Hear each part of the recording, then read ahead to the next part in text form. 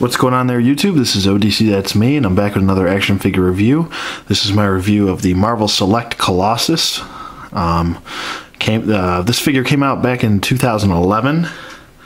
It's a really nice figure. I actually decided to, if you just watched my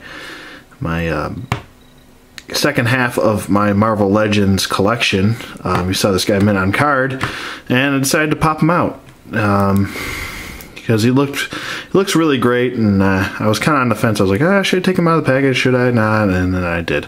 So, yeah, this guy has a great look to him. He looks really clean, like most Marvel Selects do. He's got pretty good articulation for a Marvel Select. These newer Marvel Selects have been coming out the last 2 years. Are a huge step up from what they used to be.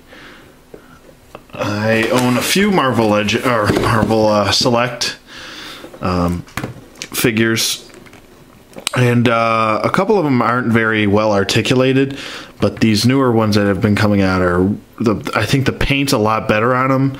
It holds up, because the paint on the older ones didn't used to hold up. It used to chip and flake off really easily.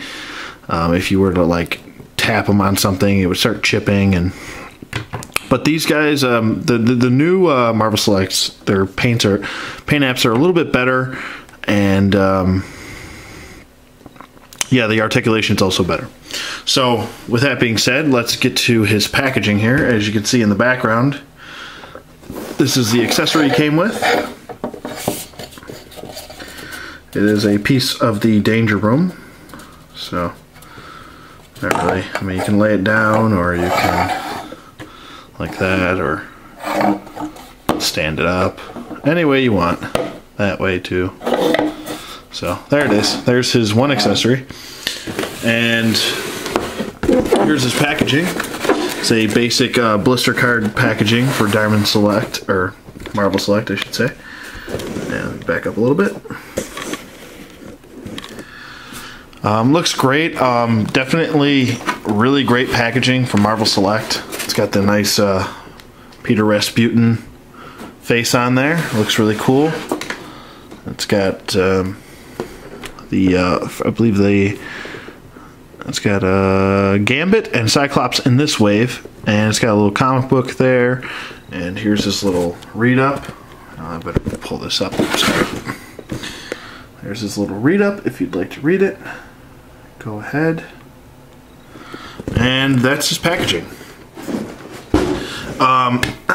Now let's get to the figure, because that's the important part. He's pretty tall. I think he's in pretty good scale with Marvel Legends, I think. Like I've said before and numerous times, I like my bigger characters to be bigger, and I choose Marvel Select for my bigger characters. And like I said before, nothing against the Marvel Legends versions. Those are great too. For me, it's personal preference. I just like the Marvel Select a little bit better, a little bit better detail, and they're a little bit bigger, and I like that. So, with that being said, let's get to his articulation here. His, blocking the light. His head has a really good range of motion, moves forward or side to side really easily. Nice and smooth, nice little clicking motion. And his head does go up pretty well, goes down nice. Also has a really nice ball hinge, or ball joint on his head, and you can do like kind of the tilt to the side, give him a little bit more of a character, like he's a confused dog or whatever you'd like. But his arms go up about this far.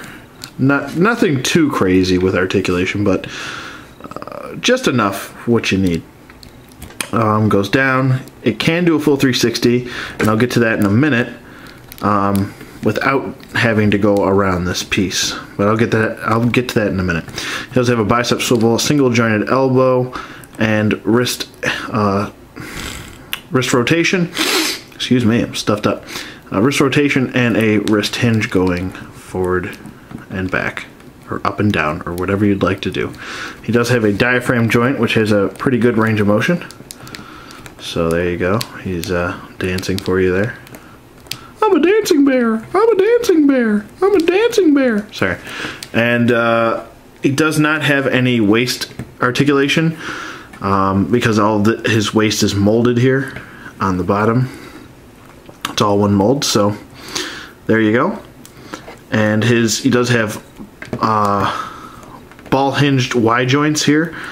So you kind of have to move the ball and then shift it if you want to change it.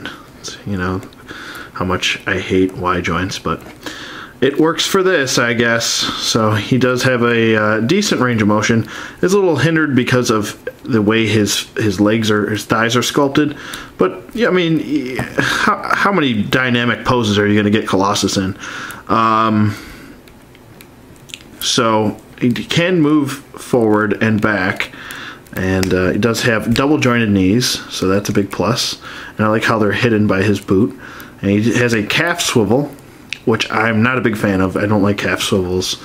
I'd rather have a upper thigh swivel, but that's just me. He does have an ankle hinge that goes up and down, and he's got that nice smooth ankle pivot or ankle rocker or whatever you like to call it.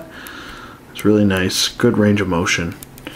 And you can get his arm to do a full natural 360 if you pop his head off. His upper shirt is actually a separate piece, so you can take this upper shirt off. I've done it. I'm not going to do it again because it takes too long to take his head off and then put it back on. But nothing too crazy. It's not like you really have to like do hot water, cold water to it. You can just pop the head off and then take the upper shirt off. It looks a little funky because of his lower shirt here is actually sculpted onto the lower half, so you cannot remove the lower, so it's just the upper torso that will not have a shirt on, and then the lower torso will have a shirt. So it looks a little weird, but I mean, if you really want him with no shirt on, you can do it that way.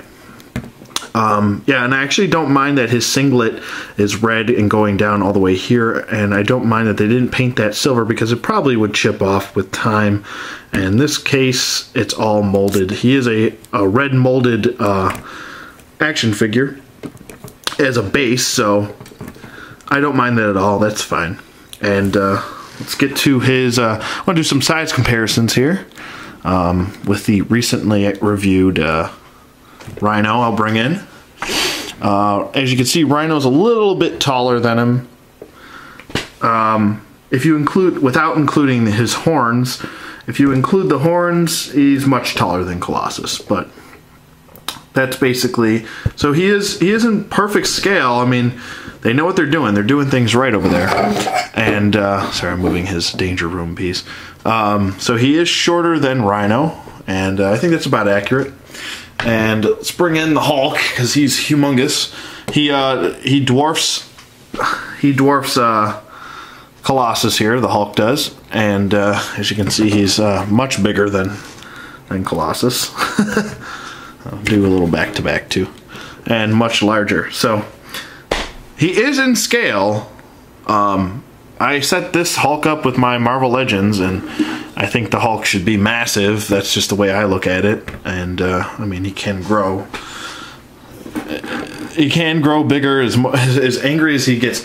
But that's a different story for a different time. So yeah, do I recommend this guy? Absolutely. I think he's a really good figure. Let me know what you guys think. Rate, comment, subscribe, and I will see you guys on the flip side.